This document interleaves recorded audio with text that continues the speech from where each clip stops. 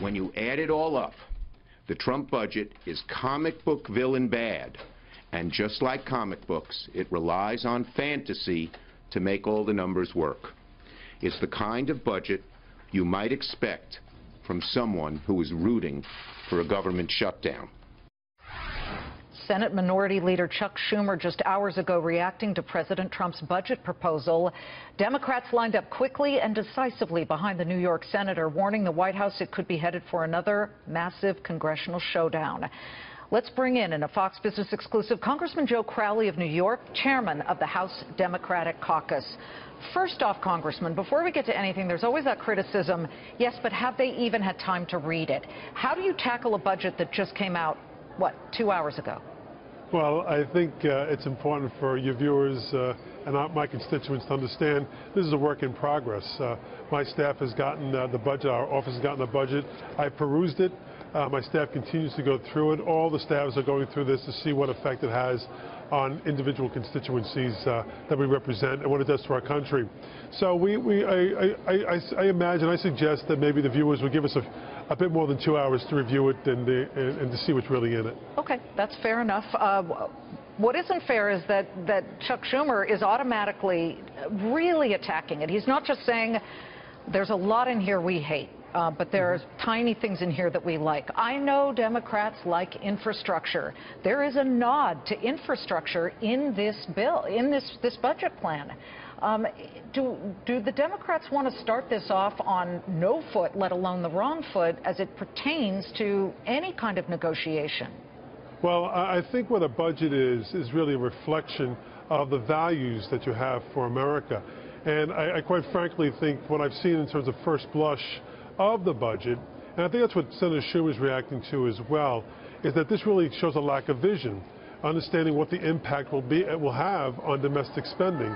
In this movement to increase the military spending by 10% consistently over the next 10 years, that will mean an additional $500 billion that will go towards military spending, and at the expense of things like Medicaid, cuts to Medicaid, to CHIPS, the Child Health Insurance Program, to Social Security disability, individuals who receive payments through Social Security disability.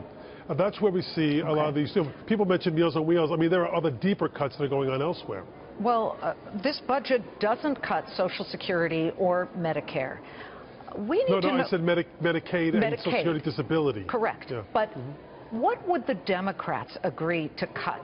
I know, let's X out for the moment defense. I know that there's a lot of spending, although we just heard John McCain say there wasn't enough spending on defense, so obviously there are differences of opinions. But we know that we are barreling toward a disastrous budget deficit to the point where, I mean, this country could really bend and then break. What would the Democrats agree to cut? What I think is important to understand here, Liz, is that Democrats will not support and do not support the building of a wall.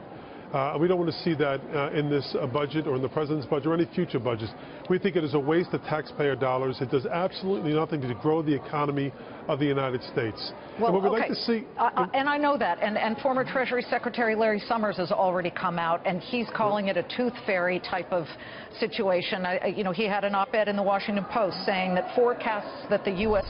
economic growth will rise to 3% because of these policies, largely tax cuts and perhaps the regulatory policies. Sure, they're fair enough if you believe in tooth fairies and ludicrous supply-side economics. I ask you, though, Congressman, what we have done in the past 8 years under President Obama has not gotten us to 3% growth. Isn't it perhaps time to try something different? Well, I think you'd have to say the same thing about the previous administration before that. We were bleeding over 800,000 jobs a month at the end of the Bush term. Look, going back and look at history as to how we got to where we are, I think we will always want to do that.